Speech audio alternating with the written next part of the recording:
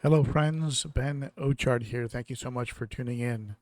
Today, I have for you 10 more things that nobody told us that would have really helped when we got into fish keeping. And these 10 things are from you. These are things I've pulled from the comments that you made under both the video and a clip of that video that was released as a YouTube short. So let's go ahead and jump into these 10 more things that nobody told me, or in this case, nobody told you. So, and I'm just going to go ahead and show you the comment. First comment being from Keith, and Keith says, "Trust but verify definitely goes good with the aquarium hobby. Love you, Mr. Ben. Keep up the great work." Thank you, Keith. Appreciate that, my friend. And yes, anything you hear on YouTube, and I sort of alluded to this in the first video.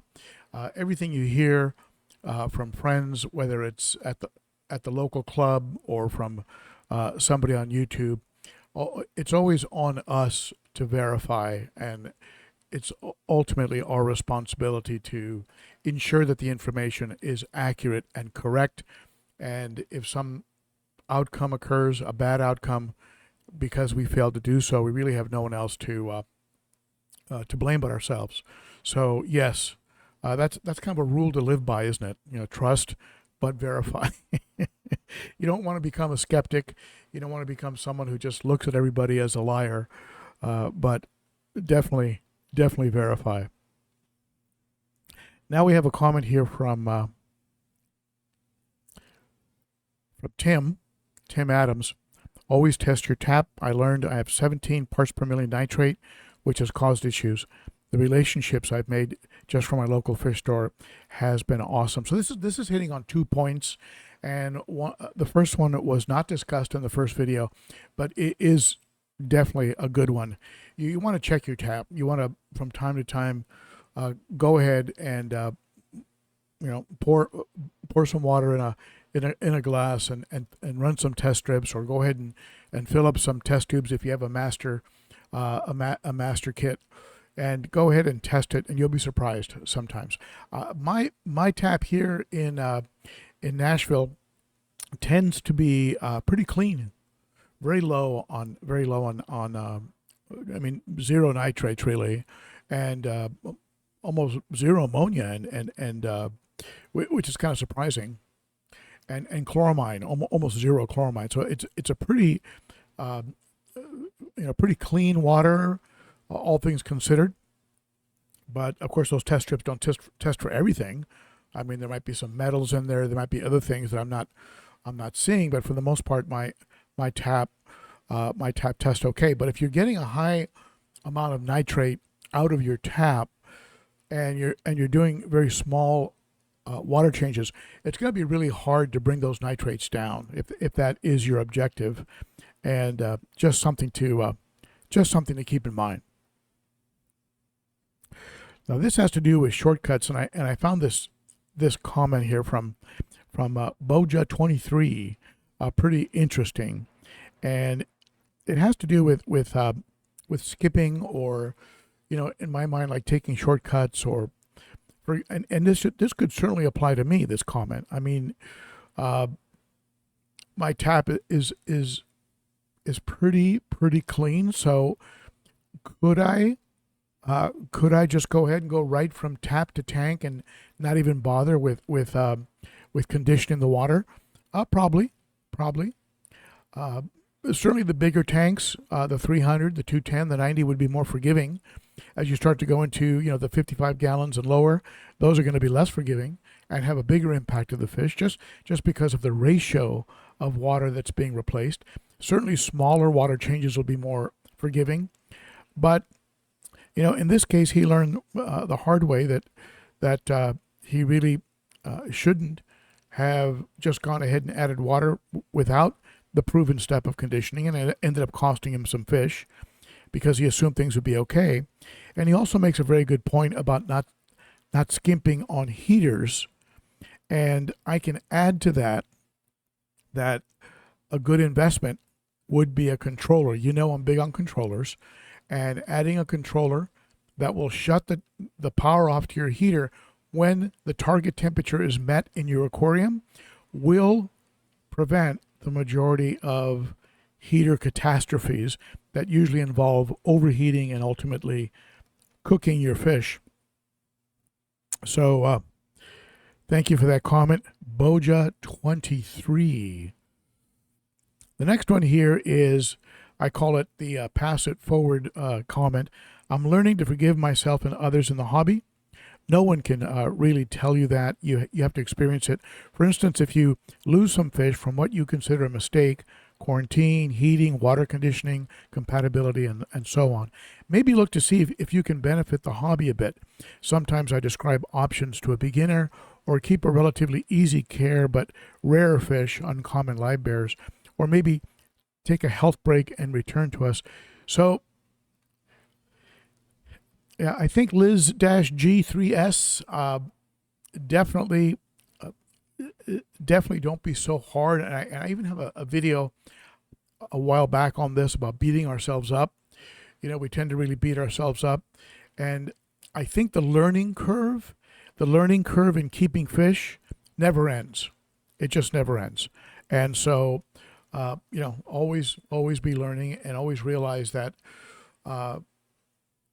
things happen, and sometimes those things are devastating.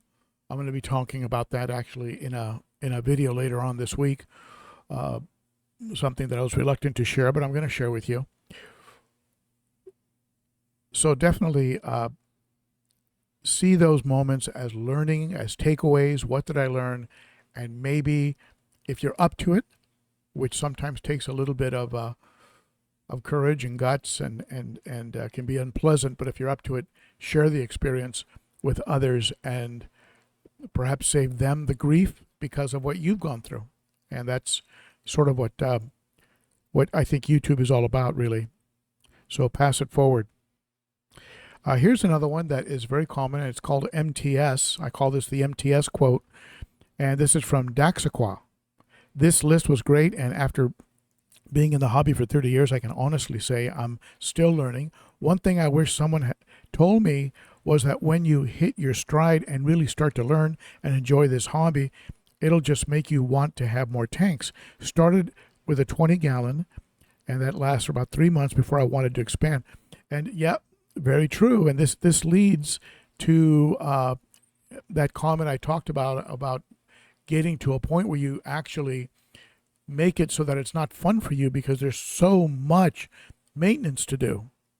So you have to know when to cut back, you know, when to scale it, realize when you're having fun and when it stopped being fun, and go back to when it was fun, and watch out for that MTS, because multiple tank syndrome, it's always there for all of us. And hey, look, an acrylic for sale on Craigslist. That's a good deal. I think I'll pick it up. I'll find something to do with it. Next thing you know, you've got 20 tanks, and you're spending your entire weekend doing maintenance and water changes and all kinds of stuff, and it's taking away from time with your family, cutting into work, cutting into other areas, and watch out for MTS, because it strikes without warning. It is curable, but it does strike, and when it does, it strikes hard. I call this comment the harder than it looks comment, and it is from Bow99 Hunter. And are you a bow hunter? Very cool. It's harder than it looks. You're a chemist, environmentalist, vet, and a biologist all in one. Isn't that the truth? And isn't that also what's awesome about this hobby, in that you're always having to learn? You're learning about the conversion of ammonia into nitrite and then into nitrate. You're learning about the impacts of different elements and different, you know, you're learning about medicine and gram positive, gram negative antibiotics and bacteria, and you're learning about all these different things. There's so many learning curves, and you're also learning about the environment, like what is the best environment for the fish, and how you don't release fish into the local waterways because of the devastating impact they can have into the local, just I mean, what the plecos are doing in Florida, insane what's happening down there and all because somebody released a pleco, or how you can catch Oscars in the, in the waterways, of certain parts of the country because people just release them into the wild, and the impact that that's having. So, yeah, it's quite the learning curve, and that's also part of the hobby. I mean, both the good and the bad. Sometimes because you're not a good chemist, you lose some fish, and man, oh man. I call this comment the don't chase, and I put a video out 5 years ago, about don't chase pH, and this is, don't chase parameters. You see more of this in the hobby now. You see people saying, okay, this fish is normally from a 7.5 pH habitat, but my water runs at about 7, so I'm just going to keep him at 7. And the fish slowly sort of adapts. People argue, well, will it thrive? He'll survive, but will he thrive? There are people who have fish that are breeding, which is for me a sign of thriving. They're breeding and having healthy fry in pH that is normally not what they would be found in the wild. But some of these fish have been bred in captivity for 100 generations, so they've adapted. Especially if you're buying locally bred fish, they've adapted to your local pH, your local water conditions. So this tank runs closer to 7 than it does to 8. So how are they doing? I think they're doing okay. Could they be doing better? I don't know. Maybe they'd live a little longer in an 8.1, 8.2. Do I start adding pH up boosters and work out the percentages whenever I do a water change? Work out the booster percentages, and I've just found that to be very hard to sustain. And so for me, I just add crushed coral and aragonite and do what I can to provide them with a harder, more buffered water. But beyond that, it's going to be what it is. And so I agree. Don't chase parameters, but you definitely want to keep your ammonia and nitrite at 0. So even nitrate these days, there are people who would argue with you about obsessing and worrying too much about nitrate. About like, do we go for 10? Do we go for 20? Or are we worrying too much? Is that something that was maybe pushed by companies that sell products that lower nitrates or that control nitrates, that perhaps 40, 50, 60, 80 is actually not harmful to our fish? So again, things you have to make your own decision on. This comment I call the ammonia spike. And this one's from Ken. And Ken says, my hard lessons where I used to python clean deep into the substrate, which caused ammonia spikes, killing my fish. Also always quarantine new fish. I have learned so much from your videos and your honesty and willing to share your experiences, and also saying if things are working, don't necessarily switch methods. But the gist of this comment, overcleaning, such a common mistake, overcleaning. And now, granted, a more established tank, a tank with a deep substrate that's been running for 2 years, at least 9 months, is going to have a very strong basis or foundation of beneficial bacteria. You can still, of course, do a deep cleaning and pull all the media out of all your filters and rinse the heck out of them, and then still have an ammonia spike. But if you're sensible and you're doing things, okay, I'm gonna vacuum, but I'm not going to touch my filters for 2 weeks. Okay, today I'm going to work on my filters, but I'm not going to vacuum. Or I have 2 filters. I'll work on the canister, but I'm not going to touch the sump. Or I'll work on the sump, and I'm not going to touch the canister or the substrate. Or you can have a deep substrate and a pretty powerful wave maker, like I have on this tank, the Higer, or that 3,500 gallon per hour wave maker on the 210, that will put everything into the water column just from the force of the water and have it get sucked into the filters. So you never really have to touch your substrate. You leave it alone. I never vacuum the 90 gallon over here over my shoulder. Never vacuumed that tank. So as for quarantine,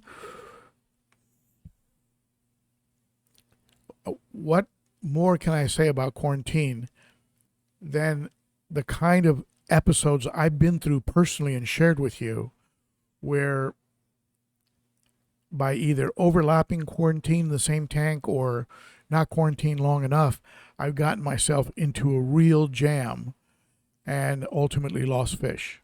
So I can't stress the idea of quarantine enough. So Kent, thanks for that.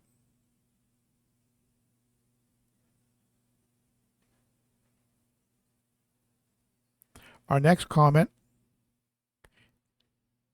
is in the category of always be learning. And this one comes from Ad Cooper 17. I learned yesterday that you can put Neosporin on fish wounds. I would have never thought of doing that. I will still be too afraid to try it though. Yeah, you can learn and then decide, make the decision not to go forward with it. I've had a similar experience where people tell me, well, you could put a tablespoon of salt for every gallon or something like that, like some crazy amount of salt. And I think the most I've done is 1 tablespoon per 5 gallons, and that's worked out okay. But yeah, sometimes you hear these things and go, all right, I trust you, but I don't know. I don't know if I'm willing to do that. Like some folks that say on a bigger tank you can just go right from the tap. Some people don't temperature match because, well, it's like the rains in Malawi. The rainwater, it's colder in Malawi. No, I'm still temperature matching. So trust but verify, and you've got to be comfortable with it. And again, don't change too much. If your fish are thriving and look good, don't change too much. Don't do that. It'll just lead to problems. At any rate, thank you to all of you who participated in my surveys. Watch for the next survey. I'll put another one up at the community page, and you've been warned. Your comment might end up in a video, so there you go. A big shout out to those of you who have taken the time to become Patreons. You are very appreciated. Patreon is a way of supporting the channel on a monthly basis. Starts for as little as $3 a month. The details are in the description under the video. And those are members of my garage gang. So thank you, everybody. And you will, of course, get a little shout out and at every live stream, because I do play this during every live stream. So thank you to my wonderful Patreon members, and thank you to all my wonderful subscribers, and also a big shout out to Josh over at Cunningham Tropicals for all his help of the channel. We do have a coupon or a discount code of ben.o.15 if you want to pick up some fish from Josh, and ben.o.10 if you want to get some dry goods. And one last big shout out to my friends over at the Aquarium Co-op, who have been very, very helpful to this channel over time. Corey, Zenzo, and the gang out there at the Aquarium Co-op. Thank you for all your help. Check them out at aquariumcoop.com. Another way to support the channel, if you'd like to, is to, when you visit Amazon, And who doesn't visit Amazon these days? Use this link to get there, and anything you buy on Amazon will support the channel. A very small percentage, but it helps. And just use this to access Amazon. Amazon.com/shop/ben.o.cichlid. You could check out my store. I do have a lot of products in there, but anything you buy on Amazon will support the channel. And last but not least, if you want to pick up some channel swag, check out some of the products that I have at my Amazon store, including hoodies and mugs and t-shirts and all kinds of good stuff. And that really helps the channel as well. And that is at my Teespring. There's a little icon underneath the banner. If you're on a PC, you'll see little icons under the YouTube banner, and one of those goes to my Teespring store. So there you go, for those of you that want to help the channel. And I hope to see you on Saturday for the Cichlids and Coffee live stream. A lot of fun, great group of fish keepers. Here's a little thing I play sometimes during the live stream.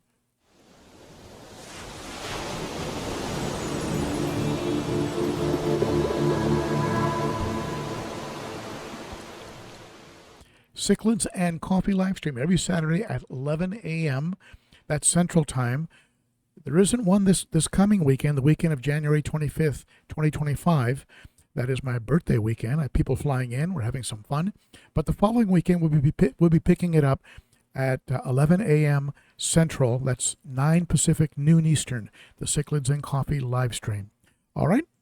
So thank you so much, my friends, for all your support and encouragement. You are the best. As I like to say, you rock. And I will see you again at the next video. Bye-bye, my friends.